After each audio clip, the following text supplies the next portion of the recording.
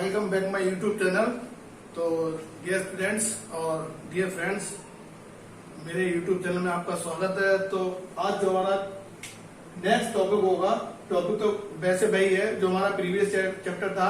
Natural resources है, उसमें build life है, वाटर है, सॉइल है। तो ये पार्ट 2 है, इसको ये हम करेंगे पार्ट 2 में। तो पार्ट 2 में करने के लिए क्या करना है इसको, तो उसको देख लेते हैं। तो पार्ट 2 में क्या करेंगे, अब ये ज्योग्राफी का चैप्टर नंबर 2 है। तो पार्ट 2 में हम इसको किस तरीके से कन्वर्ट करेंगे, किस तरीके से नहीं करेंगे, तो उसको हम पढ़ते हैं। जिस लोगों ने मेरा प्रीवियस जो वीडियो है वो नहीं देखा तो प्लेलिस्ट में जाके आप देख सकते हैं उसको आराम से, कि इसको मैंने किस तरीके से पढ़ाया। तो जिन लोगों ने चैनल सब्सक्राइब नहीं करा तो जाके चैनल सबसे पहले सब्सक्राइब करें और शेयर ज्यादा से ज्यादा करें। तो प्लीज चैनल को सब्सक्राइब करना। आते हैं अपने फैक्टर्स ऑफ सॉइल फॉर्मेशन। अब फैक्टर्स यानी कि जो भी इसके सॉइल फॉर्मेशन के घटित हैं वो फैक्टर्स को बोलते हैं हम। जिस तरीके से कंपोनेंट्स होते हैं उसी तरह फैक्टर्स होते हैं। तो किस तरीके से सॉइल फॉर्मेशन को हम बड़े या घटित कर सकते हैं, उनके क्या क्या फैक्टर्स हैं। तो सबसे पहला है the major factors of soil formation are the nature of the parent rock and climatic factors. अब जो इसमें पहला पॉइंट दे रखा the major factors of soil formation are the nature. जो पहला फैक्टर है वो है किसका, नेचर का। जो इंक्लूड है उसमें किसमें, प्रकृति में। सॉइल जो है वो किसमें इंक्लूड है, प्रकृति में। Of the parent rock and climatic factors, और जलवायु। एक तो किसमें है, वो है नेचुरल में, और दूसरी है जलवायु, यानी कि प्रकृति और जलवायु दोनों में इंक्लूड है हमारा सॉइल। नेक्स्ट है all these differ from place to place, degradation of soil and conservation measures. इसको किस तरीके देंगे, तो फ्रॉम प्लेस टू प्लेस, यानी कि जहां जैसे हम देखेंगे किसी कहीं पे तो मृदा होती है यानी मिट्टी होती है, तो place to place degradation of soil and conservation measures, यानी कहीं भी आपको देखोगे कि कहीं कहीं जो सॉइल डिग्रेडेशन है, यानी कि जैसे कह सकते हैं अपक्षरण हो रहा है किसी मिट्टी का, तो उसको क्या कर सकते हैं, सॉइल का कंजर्वेशन यानी उसका हम मापन और संरक्षण कर सकते हैं। अब इसमें इसके जो पॉइंट मैंने लिख दिए हैं, तो इनके पॉइंट है degradation of soil and conservation measures. किस तरीके से हम उनको माप सकते हैं। तो इसको हम पॉइंटों को देख लेंगे। ये मैंने हेडिंग लिख दी है, तो ये हेडिंग है, आप हेडिंग इसको बना लें। यहां से all these fact differ from place to place, यानी जहां सभी जगह पर मिट्टी मिलती है, मृदा मिलती है। तो पहला है mulching, contour bearing, terrace forming और इंटरटेरिंग और शेल्टर बेल्टर्स। अब शेल्टर बेल्ट जितने भी हैं इसमें सब contour barrier, trace farming, intercropping, यानी कि इसको जैसे कह सकते हैं रोपड़ होगी, छल्लेदार चौक कहीं भी हो सकती है। किस तरीके से हमारी जो डिग्रेडेशन है सॉइल है उसको हम कैसे बचत कर सकते हैं, किस तरीके से उसका संरक्षण कर सकते हैं, कंजर्वेशन कर सकते हैं, तो इसको हमें देखना है। तो इन पॉइंटों को आप लिख लीजिए। आगे अभी और बनाने को है, फिर मैं इसका डायग्राम बनाता हूं तो आपको और अच्छे से समझ में आएगा। तो आप बना लीजिए इसको हम देख लेते हैं। जो हमारा सॉइल का डायग्राम है, तो सॉइल के डायग्राम को हम देख लेते हैं किस तरीके से सॉइल के डायग्राम को बनाना है हमें। तो मिट्टी के क्लाइमेट, टेम्परेचर, रेनफॉल और वेदरिंग एंड ह्यूमन फॉर्मेशन, यानी कि जलवायु, और इसमें वातावरण, rainfall, Varsha, weathering and human formation, यानी कि जो हमारा मौसम, और दूसरा ह्यूमन फॉर्मेशन, यानी कि जो मानवीय घटित होते हैं फॉर्मेशन, यानी कि जिनका निर्माण हम करते हैं। दूसरा आ गया टाइम, थर्ड आ गया flora, fauna and micro organism.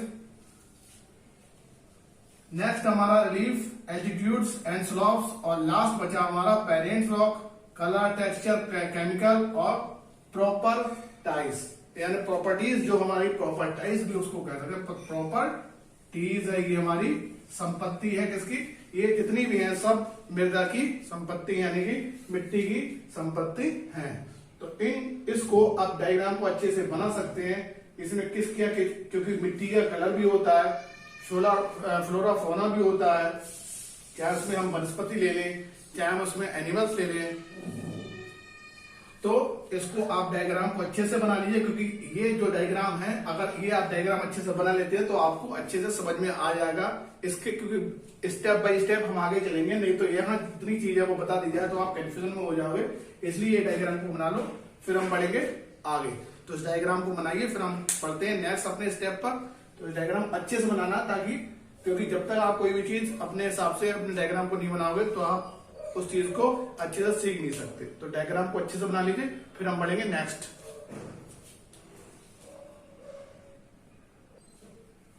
अब नेक्स्ट देखते हैं वाटर, यानी कि पानी। अब वाटर है क्या, इसको देख लेते हैं। तो वाटर इज अ बीचल रिन्यूएबल नॉन रिन्यूएबल, जो मैंने आपसे इससे पहले एक रिसोर्सेज चैप्टर पढ़ाया था, तो मैंने आपको बताया था रिन्यूएबल और नॉन रिन्यूएबल क्या होती है। तो मानवीय अमानवीय इसको, तो नॉन रिन्यूएबल में कौन पहुंच गया था, हमारी सॉइल पहुंच गई थी। और ये लिखा हुआ है रिन्यूएबल, और रिन्यूएबल में मैंने बताई थी आपको विंड और सोलर एनर्जी। तो आपको ध्यान रखना है, क्योंकि वाटर, तो वाटर इज अ बीचल रिन्यूएबल नेचर रिसोर्सेज। जो हमारा है ये क्या है, मानवीय संसाधन है। There force of the earth surface is covered with water, यानी कि देयर फोर्थ, यानी कि जो हमारा ये पूरा अर्थ है इसके पूरे कवर को, यानी कि लिखा हुआ देयर फोर्थ। अब इसके मैं पार्ट बना लूं, ये 1 2 3 4, तो आप इसको समझिए there fourth of the earth, यानी कि पूरी हमारी ये अर्थ समझ लीजिए आप।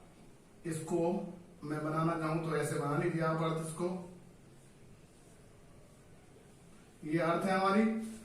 तो ये अर्थ लिखा हुआ अर्थ surface is covered with water, यानी कि पूरी जो पृथ्वी है उसमें क्या पानी है, बस एक हिस्से को छोड़कर बाकी 3 हिस्से जो हैं वो हमारे बचे हुए, यानी 3 कवर्ड है। अगर मैंने ये सेब रखा हुआ है, एप्पल रखा हुआ है, और इसके मैंने 4 टुकड़े कर दिए, 4 बराबर हिस्से कर दिए, 1 2 3, तो इन 3 में पानी है, वाटर है, बाकी लाइफ यहाँ है। तो बाकी 3 कवर से ये जुड़ा हुआ है, इसमें सब में वाटर ही वाटर है।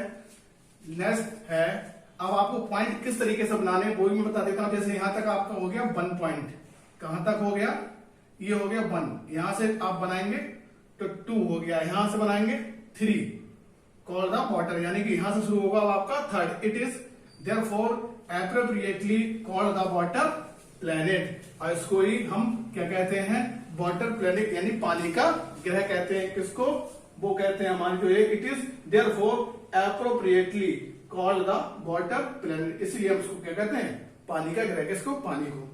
तो आपके ये 3 पॉइंट इसमें हो गए।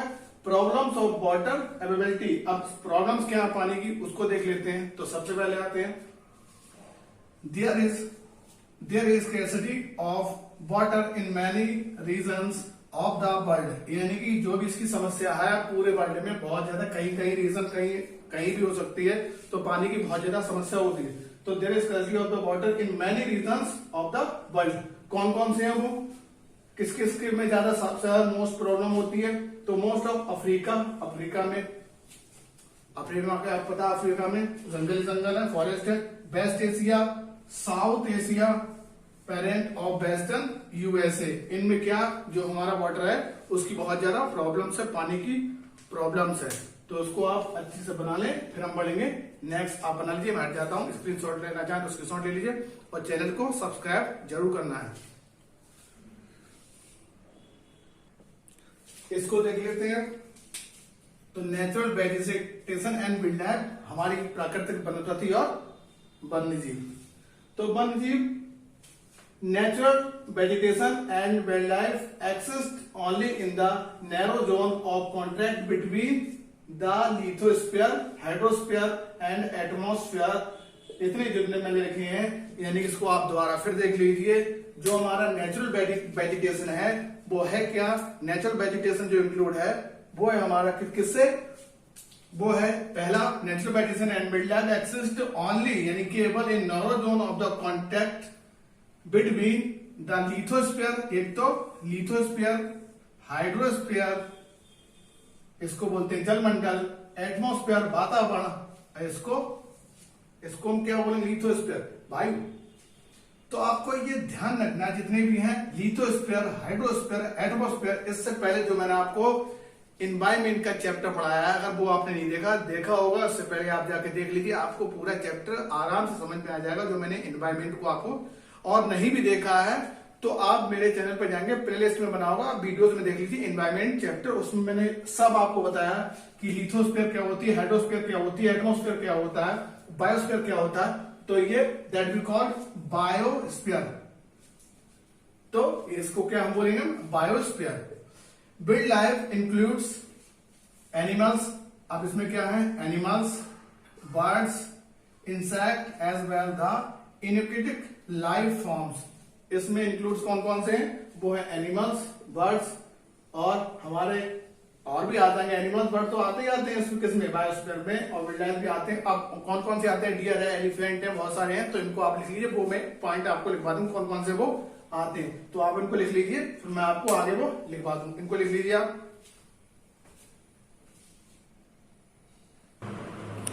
अब देखते हैं आगे, जो हमारा पॉइंट होगा वो है फॉरेस्ट आर आवर वेल्थ। अब जो फॉरेस्ट है वो है क्या, our wealth. Health is wealth, स्वास्थ्य ही सही आपने सुना होगा।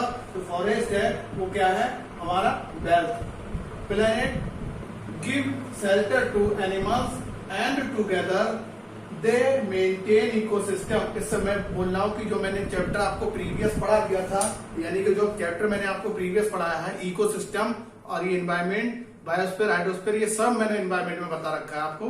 तो उस वीडियोस में जाएं, और सारे जितने भी, वैसे तो बहुत सारी वीडियो अवेलेबल हैं, आप देखोगे तो आपके लिए फायदा होगा। मैं वीडियो कितनी भी बना दूं, अगर आप नहीं देख रहे हो तो कोई फायदा नहीं। इसलिए आप वीडियो को ज्यादा से ज्यादा देख करिए। वीडियो को नहीं देखोगे, मैं बनाता रहूंगा, आप नहीं देखोगे, कोई फायदा नहीं होगा। इसलिए मैं बोल रहा हूं, जितनी वीडियोस आपके लिए बनाई जा रही है तो प्लीज उसको जाके देखें, हर स्टूडेंट देखे उसको। Some of these animals are tiger, lion, elephant, deer, buck black, crocodile etcetera. किसमें आते हैं ये सब, हमारे वो आते हैं वाइल्ड लाइफ एनिमल्स यानी वाइल्ड लाइफ में। तो इसको हमने जितना ये पढ़ा, इसमें वैसे तो ये मैंने 2 पार्ट बना दिए, और 2 पार्ट में मैंने आपको जितनी भी चीजें थी मेन इंपॉर्टेंट वो आपको सब बता दी। क्लाइमेट क्या होते हैं, क्लाइमेट फैक्टर क्या होते हैं, सॉइल फॉर्मेशन क्या होती है, सॉइल किस तरीके से होते हैं, बिल्ड लाइफ एनिमल क्या होते हैं, बिल्ड लाइफ एनिमल में कौन कौन से होते हैं, सॉइल कंजर्वेशन हम कैसे कर सकते हैं, किस तरीके से उसको हम और डिग्रेडेशन के तौर पे हम रोक सकते हैं। तो ये आपको सॉइल इरोशन, मृदापरदन क्या होता है, जिसको हम बोलते हैं मिट्टी का कटान। तो ये चीजें मैंने इस चैप्टर में आपको बेसिक सब चीज बता दी है। आप आराम से बैठ के इसको नोट्स प्रॉपर बनाएं। तब भी कोई दिक्कत हो रही है तो आप कमेंट करके जरूर पूछें।